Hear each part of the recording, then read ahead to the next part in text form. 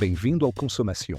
Aqui a gente fala de consumo, com diversos dados, testes práticos e aquele toque de curiosidade que todo apaixonado por carro adora. Embarca comigo na última viagem dessa maratona com o Creta Action. A gente já testou o consumo dele com etanol e gasolina, na cidade, na estrada, com o ar ligado, desligado, vidros abertos. E agora, para fechar com chave de ouro, vamos ver quanto ele faz com os vidros fechados e o ar-condicionado desligado. Um jeito mais comum de rodar em regiões mais frias do Brasil. Será que é nessa condição que o Creta vai bater o recorde de consumo? Vamos nessa descobrir juntos. Para começar, vamos zerar o consumo no painel e partir para o primeiro teste. O Creta tem se mostrado bastante eficiente, rodando a 60 km por hora. Mesmo sendo uma velocidade mais baixa, só em Porto Alegre temos mais de 100 km de avenidas com esse limite. Ou seja, rodar a 60 faz parte da nossa rotina. E olha só, ele finaliza os primeiros 5 km marcando mais de 24 km por litro. Vamos iniciar o retorno. Durante o trevo, ele perdeu um pouco de eficiência e inicia a volta marcando na casa dos 22 km por litro. Mas, aos poucos, vai recuperando o fôlego durante os 5 km finais e fecha o circuito com um excelente resultado. 23,3 km por litro. Nada mal para o porte e a motorização deste carro. Para ter certeza do resultado, resolvi repetir o teste. Nessa volta, mais uma vez, o Creta começa muito bem, superando a marca de 24 km por litro logo nos primeiros quilômetros. Ele chega a registrar impressionantes 24,8 antes da subida para o retorno, o que mostra um ótimo desempenho em velocidade constante. Como nos testes anteriores, perde um pouco de eficiência no trevo, mas vai se recuperando aos poucos no trecho final, voltando a apresentar um consumo bastante eficiente. Um detalhe importante: nos 5 quilômetros finais, alguns caminhões começaram a passar. Mesmo mantendo distância, prefiro não considerar esse segundo retorno como resultado oficial, por precaução. Pode ter havido alguma influência do vácuo. E fechamos o circuito com o melhor resultado do Creta até agora: 24 km por litro cravados. Foi o consumo mais eficiente registrado em todos os testes que fizemos com esse carro. Recorde absoluto aqui no canal.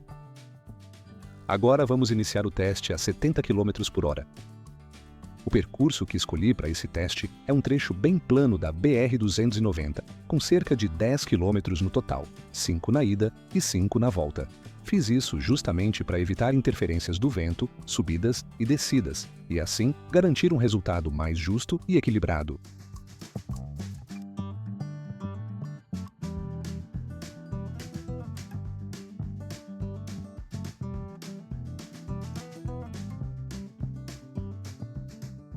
Chegamos ao final do percurso. Rodando a 70 km por hora, o consumo com os vidros fechados foi de 21,3 km por litro, um ganho de 1,2 km por litro em relação ao ar-condicionado e de 1,3 comparado aos vidros abertos. Vamos fazer o retorno e iniciar o teste a 80 km por hora. Neste teste, seguimos o mesmo padrão dos anteriores, apenas um passageiro a bordo. Abastecimento feito no mesmo posto e pneus calibrados conforme o manual do veículo. Tudo isso para manter uma padronização entre as análises. E todos os vídeos que eu fiz com este Creta, inclusive os testes com etanol, já estão com os links na descrição e também numa playlist exclusiva do carro. Tá tudo organizadinho, com bastante conteúdo para quem curte esse tipo de teste. Final de percurso a 80 por hora. O consumo com os vidros fechados foi de 18,8 km por litro. Isso representa 3,3% a mais do que com os vidros abertos e 1,6% a mais que com o ar ligado. Vamos para o próximo trecho, 90 km por hora.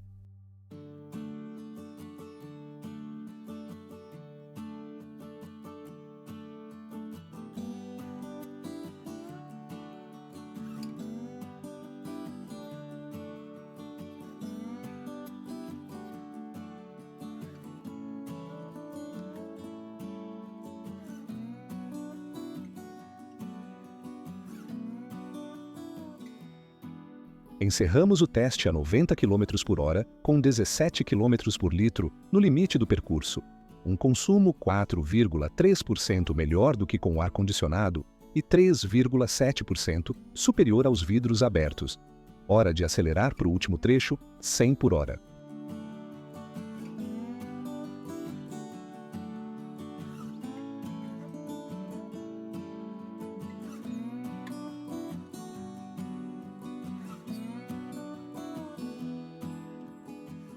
Chegamos ao final dos testes.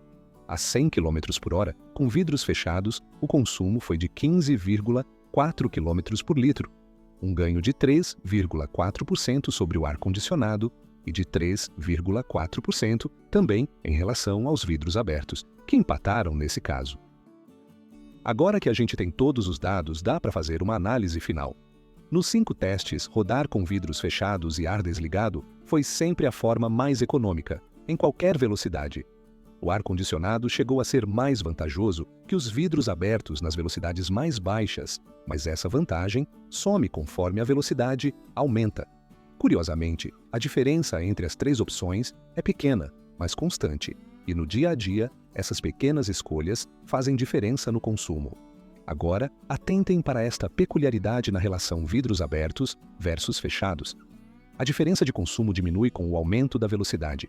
Isso quebra um pouco a lógica tradicional que diz que o arrasto aerodinâmico dos vidros abertos só aumenta com a velocidade. Mas aqui os números contam outra história.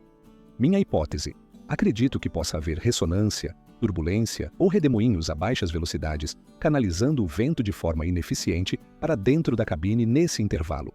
Já em alta velocidade, o fluxo de ar pode se alinhar mais com a carroceria, criando um efeito tipo túnel de vento, onde o impacto aerodinâmico interno é mais limpo e causa menos arrasto adicional do que se imagina. Já na comparação entre vidros fechados e ar-condicionado ligado, a diferença de consumo existe, mas se mostrou menos linear ao longo dos testes.